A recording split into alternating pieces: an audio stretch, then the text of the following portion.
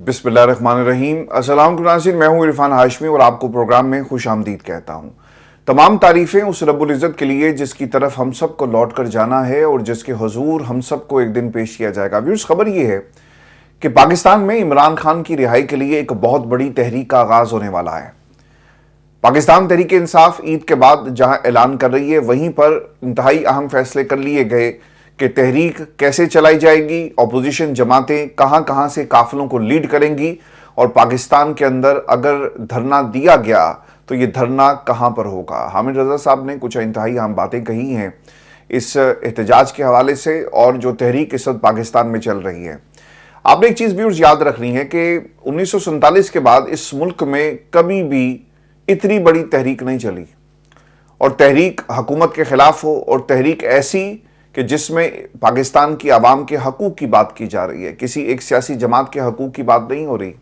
आवाम के मैंडेट को जो चोरी किया गया उस मैंडेट को वापस लेने की बात की जा रही है। और ये 8 फरवरी के बाद जो कुछ मुल्क के अंदर हुआ, ये तहरीक आने वाले कुछ मज़ीद वक्त में बहुत मजबूत हो जाएगी और इस तहरीक को फिर रोकना नामुमकिन हो जाएगा। हामिद रजा साहब ये कहते हैं कि मौजूदा तहरीक पाकिस्तान बनने के बाद अब तक सबसे बड़ी तहरीक है, कोई ऐसी तहरीक जो 2 साल चली हो, लेकिन हमारी तहरीक 2.5 सालों से जारी है और अब हम इस वक्त अपने अरूज पर हैं। पाकिस्तान के अंदर लोग अक्सर ये सवाल करते हुए आपको नज़र आएंगे कि इमरान खान कब रहा होंगे, इमरान खान निज़ाम के साथ हाथ क्यों नहीं मिलाते, इमरान खान की रिहाई बहुत ही ज़रूरी है, इमरान खान पाकिस्तान से बाहर चले जाएं, उनकी अपनी जान को बचाना चाहिए। ये तमाम बातें आपके सवालात की शक्ल में और आपके जो कंसर्न्स हैं इमरान खान की सेहत को लेकर या उनकी ज़िंदगी को लेकर गाए बगाए इस प्लेटफॉर्म पर, और लोग ये सवाल अपने सर्वेस के अंदर भी करते हुए नज़र आते हैं। एक चीज़ हामिद रजा साहब ने जी इसका जवाब दिया है, और हामिद रजा साहब ये कहते हैं कि मैं आज भी अपनी खबर पर पूरी जिम्मेदारी के साथ कायम हूँ कि इमरान खान बहुत जल्दी रिहा हो जाएंगे। ईद के बाद जो तहरीक चलेगी इसके नतीजे में इमरान खान बाहर आ जाएंगे। पाकिस्तान की तमाम सियासी जमातों को मोबिलाइज़ किया जा रहा है। मुल्क के तमाम सूबों में आपको इस वक्त एहतजाज नज़र आ रहा है, और वो तमाम आवाज़ें जिनको डरा धमका कर बंद करने की कोशिश की जा रही है, अब आपको ये तमाम आवाज़ें एक प्लेटफॉर्म पर इकट्ठे होते हुए नज़र आ रही हैं। मैंने काफ़ी अरसे पहले तहरीक इंसाफ के दोस्तों से भी ये कहा था कि आप तहरीक तहफ़्फ़ुज़ आईन पाकिस्तान के प्लेटफॉर्म को डिज़ोल्व मत होने दें। ये जिस तरह पीछे जाएगा ना, इसका नुकसान आपकी तहरीक को होगा। और तहरीक तहफ़्फ़ुज़ आईन पाकिस्तान का ये प्लेटफॉर्म इसलिए ज़रूरी है कि आप आइन की बालादस्ती के लिए जब अकेले बात कर रहे हैं ना, तो लोग आपके नज़रिए के साथ क्यों चलें। तो आप एक ऐसा प्लेटफॉर्म बनाएं जहां पर अपने इख्तलाफात जो ज़ाती नोयत के हैं उन्हें साइड पर रखकर इस प्लेटफॉर्म को फाल बनाया जाए, लोग इकट्ठे हों और एक मजबूत आवाज़ बनकर आप वफाक के साथ जो है वो टक्कर लें। तो अब बाकायदा तौर पे जी इसके ऊपर काम हो रहा है, और शायद तहरीक इंसाफ के दोस्तों की बात समझ में आ गई, और हामिद रजा साहब ने इसके ऊपर एक स्टेटमेंट भी जारी किया कि आइंदा जो भी तहरीक चलेगी वो तहरीक तहफ़्फ़ुज़ आईन पाकिस्तान के प्लेटफॉर्म से होगी और बलूचिस्तान का एक लीडर इसे लीड करेगा। तो ये इस स्टेज को बहुत पहले आपको सेट करना चाहिए था, और पाकिस्तान तहरीक तहफ़्फ़ुज़ आईन पाकिस्तान का जो प्लेटफॉर्म है इसे डिसॉल्व इस तरह से नहीं करना चाहिए था। आपने गैर फाल बना दिया।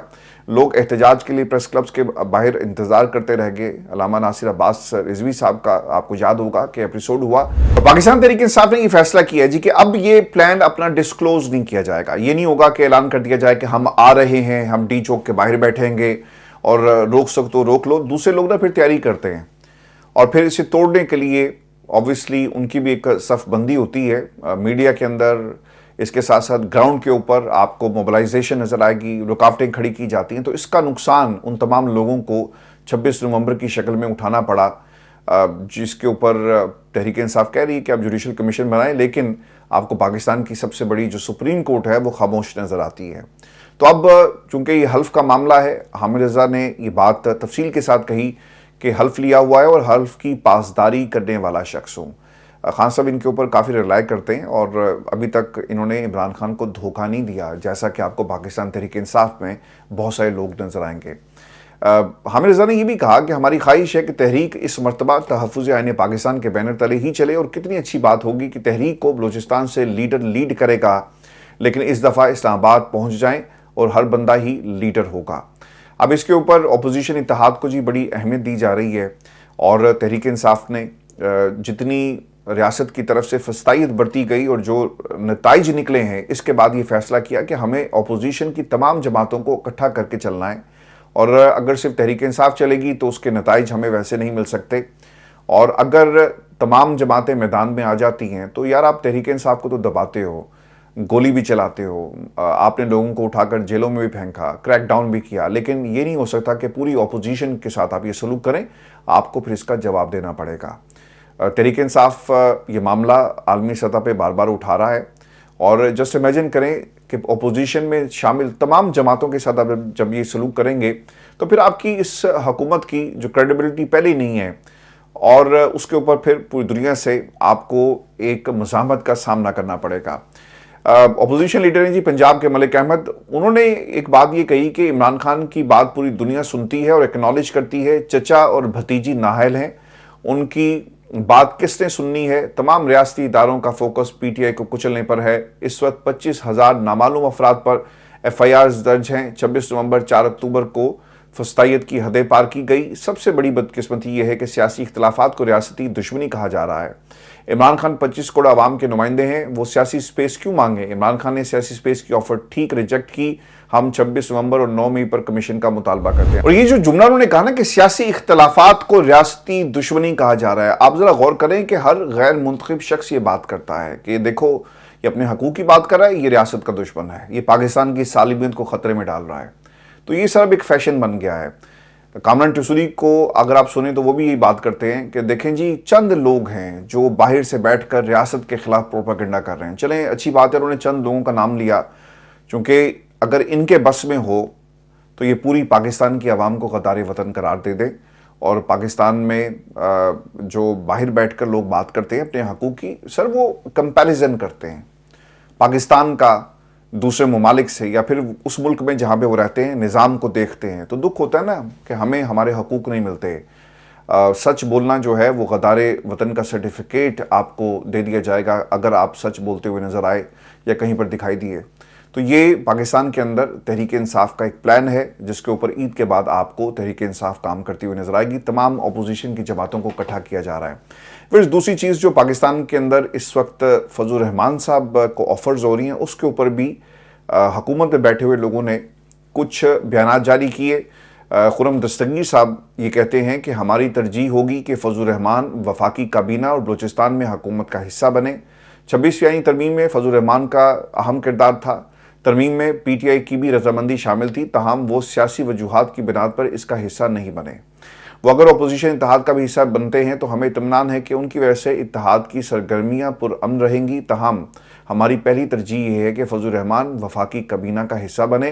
हुकूमती रहनुमाओं को एक बार फिर फजल रहमान के पास जाकर उनसे दरख्वास्त करनी चाहिए, और फिलहाल ऐसा नहीं हुआ, लेकिन अगले हफ्ते उनसे रब्ता किया जाएगा। फिर सवाल ये है कि हुकूमत फजल रहमान को क्यों ऑफर्स करवा रही है। फजल रहमान साहब को ऑफर करवाने की जी एक वजह ये है कि अगर फजल रहमान पाकिस्तान तहरीक इंसाफ को ज्वाइन करते हैं तो फिर इनके लिए मुश्किलात पैदा हो जाएंगी, और फिर आप इस मूवमेंट को रोक नहीं सकते। स्ट्रीट पावर पाकिस्तान तहरीक इंसाफ और अपोजिशन की जमातों के पास होगी, और आपके पास इसका क्या हल होगा। अगर आप पिछले कुछ अरसे के फजल रहमान साहब के हवाले से हुकूमत के लोगों के बयान उठाकर देखें तो एक सॉफ्ट कॉर्नर आपको इसके अंदर नजर आएगा। वो बातें जो उमर अयूब ने बलूचिस्तान के हवाले से की, वहाँ से एक तर्जुमान उठता है और वो गद्दारी का सर्टिफिकेट जारी कर देता है, लेकिन यही बातें जब फजल रहमान साहब करते हैं तो आप उन्हें इज़्ज़त और एहतराम के रिश्ते में देखते हैं, आप उनकी इज़्ज़त करते हैं, आप उन्हें कहते हैं कि उन्होंने बहुत कुर्बानियाँ दी।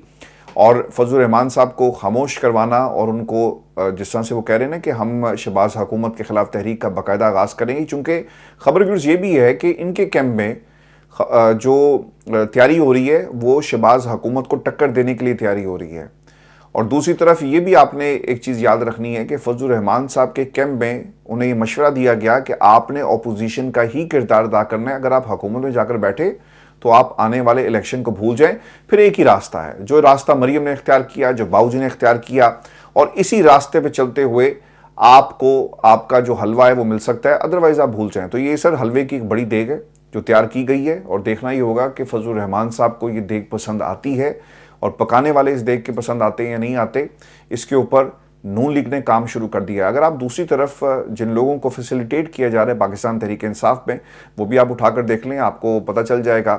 پرویز خٹک جن کے بارے میں حکومت کیا کچھ کہتی رہی کہ تینی پہلوان کو بی آر ٹی اسکینڈل اور پھر مالم جبا، یہ سارے جو اسکینڈلس ہے اس پر جواب دینا ہوگا، کرپشن کی بات کرتے رہے.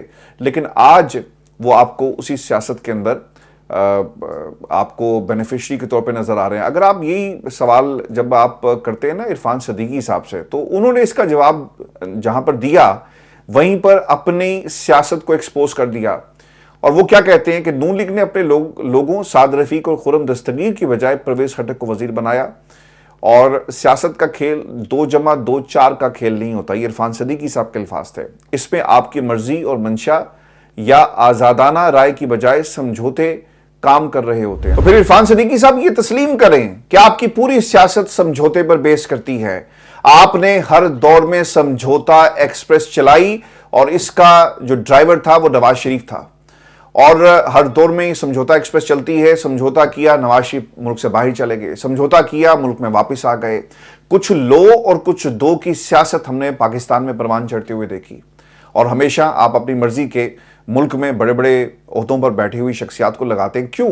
تاکہ آپ کی سیاست کی یہ دکان اسی طرح چلتی رہے. عمران خان نے تو سمجھوتا نہیں کیا نا، اس کے پاس بڑے مواقع تھے. 8 فروری کے بعد وہ چاہتا تو حکومت بنا سکتا تھا، لیکن اس نے یہ نہیں کیا.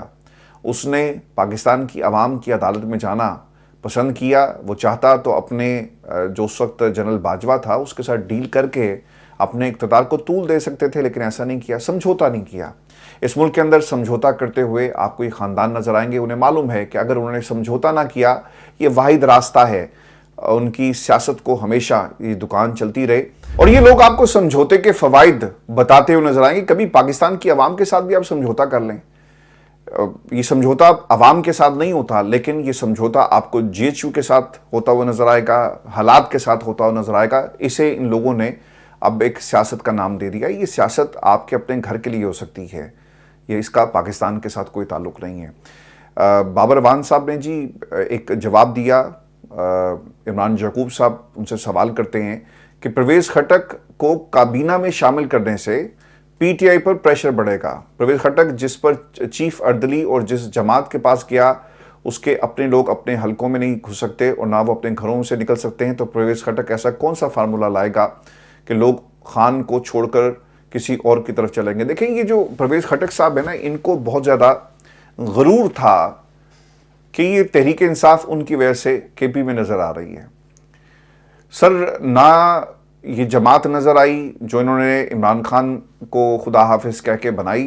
ایک سونامی اٹھے گا، نہ وہ سونامی ہم نے دیکھا، بلکہ ان کی سیاست ہمیشہ کے لیے ختم ہو گئی. پرویز خٹک صاحب کہیں بیٹھ کر یہ تو سوچتے ہوں گے نا کہ دیکھو یار میں نے کن حالات میں پاکستان تحریک انصاف کو چھوڑ دیا، اور یہ بات وہ کرتے بھی ہیں. یہ میں آپ کو خبر دے رہا ہوں کہ انہوں نے گلہ کیا کہ دیکھیں میں نے تحریک انصاف کو چھوڑا، عمران خان کو چھوڑا، کے پی میں ہماری حکومت آسانی سے بن سکتی تھی اور پھر میں اس حکومت کو آپ کی مرضی کے مطابق چلاتا، لیکن ہم نے یہ اپرچونٹی جو ہے وہ اپنے ہاتھ سے گنوا دی اور سچویشن کو مس ریڈ کر لیا. تو اب کیونکہ میں نے قربانی دی ہے، میری سیاست ختم ہو گئی، میں کہیں کا نہیں رہا، میں نے تو سونامی لے کر آنا تھا، تو مجھے فیسیلیٹیٹ کریں. تو انہیں پرویز خٹک صاحب کو اب اس نظام کے اندر فیسیلیٹیٹ کر دیا گیا ہے. ویورز، نجم سیٹھی صاحب نے ایک جملہ کہا، اور پاکستان کے اندر چونکہ اینکرز کو اب آفر کیا جا رہا ہے اور مشکل وقت ہے، صحافت ویسی نہیں رہی.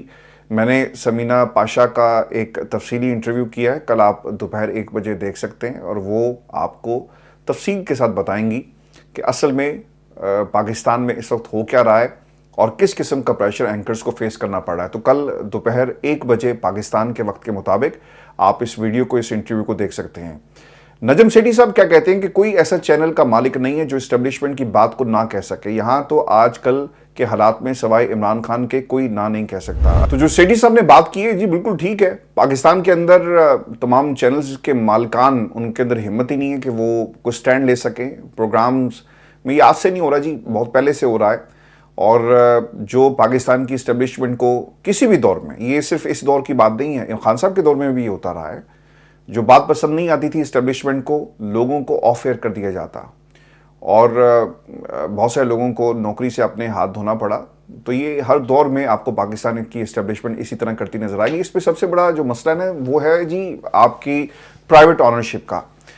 اور پرائیویٹ آنرشپ کے اندر آپ کو پروفیشنلز نظر نہیں آتے، آپ کو بزنس مین نظر آ رہا ہے، اور وہ کہتا ہے کہ یار میں نے بزنس کرنا ہے، میرا کام صحافت نہیں ہے بلکہ میرا کام جو ہے وہ کاروبار ہے۔ ایون کہ میر شکیل الرحمان صاحب نے بھی کہا تھا کہ یار یہ ہمارا کاروبار ہے۔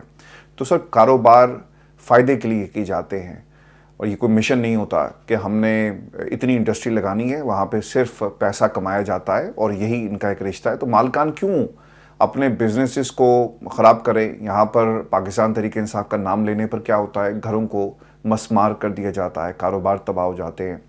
تو وہ انڈسٹری جن کے مالکان اگر انکار کریں گے تو اوبویسلی انہیں بھی ہمیشہ کے لیے جو ہے وہ آفر کر دیا جائے گا، یا ان کے چینلز کے اشتہار بند کر دیے جائیں۔ تو یہ ہر دور میں ایسا ہوا، خان صاحب کے دور میں اور اس سے پہلے ہم یہ ضرور دیکھتے تھے کہ جب کسی چینل کو بند کیا جاتا، چونکہ وہ سٹینڈ لے کر آپ کو نظر آتا ہے نا سیاسی منظرنامے پر، وہ کہتا ہے کہ میں سٹینڈ لے رہا ہوں اور میں آپ کی بات نہیں مانوں گا، تو اسے آفر کر دیا گیا۔ اب آپ کو نا پچھلے 2 برسوں سے ایسی روایت نہیں ملے گی، چینل آفر نہیں ہوتے، ان کے اوپر پابندی نہیں ہوتی، پیمرا کسی قسم کی پابندی نہیں لگاتا، کیونکہ پورے کا پورا نظام اس وقت کمپرومائز ہو گیا۔ ان کو یہ معلوم ہے کہ اگر ہم نے پابندی لگائی اور ہم نے اس کے سامنے ریزسٹ کرنے کی کوشش کی اور کسی عدالت میں گئے تو وہاں بھی ان کے لوگ بیٹھے ہیں، تو ہماری بات کوئی نہیں سنے گا۔ اب آپ دیکھ لیں کہ پی کا قانون آیا، اگر پوری انڈسٹری میڈیا مالکان سمیت بائیکاٹ کر دیتی تو حالات آج ڈیفرنٹ ہوتے۔ اور پھر ایک اور خبر بھی آپ کے ساتھ ہم شیئر کر لیں، پاکستان پیپلز پارٹی کا نون لیگ کے ساتھ جی مقابلہ ہونے جا رہا ہے، اور نون لیگ کو 17 نکات دیے گئے ہیں۔ آپ نے پچھلے کچھ عرصے سے پاکستان مسلم لیگ نون اور پیپلز پارٹی کے درمیان ایک خلیج دیکھی ہوگی، کمیٹیز بنائی گئی تاکہ ان کے معاملات طے کیے جا سکیں۔ پنجاب میں وہ حصہ چاہتے ہیں، زرداری صاحب پنجاب میں آ کر بیٹھ کے، اور پھر پانی کی تقسیم کا معاملہ، اس کے اوپر بھی بہت زیادہ بحث ہو رہی ہے، اور ایک طرف مریم نواز کو اگلا پرائم منسٹر بنانے کی بات ہو رہی ہے، تو دوسری طرف پاکستان پیپلز پارٹی چاہتی ہے کہ بلاول زرداری کو پرائم منسٹر بنایا جائے۔ اچھا، اس میں اندر یہ بھی ایک کیلکولیشن کی جا رہی ہے کہ اگر یہ جو آپ کی شراکت داری تھی 50-50 کی، اور 2.5 برس اگر آپ نے گزارے تو 2.5 برس پاکستان پیپلز پارٹی لیڈ کرے گی وفاق کے اندر، تو ایک تو فارمولہ یہ ہے، تو اس میں بلاول زرداری کو پرائم منسٹر بنایا جا سکتا ہے۔ اور پھر دوسری طرف نون لیگ کی اگر دوبارہ سے باری آئی اور اسی طرح فارم 47 کی حکومت کھڑی کی جاتی ہے تو اس میں مریم نواز کے لیے ایک پوزیشن تلاش کی جا رہی ہے، تو اس فارمولے کے اوپر جی کام ہو رہا ہے۔ اب 17 نکات کیا ہے؟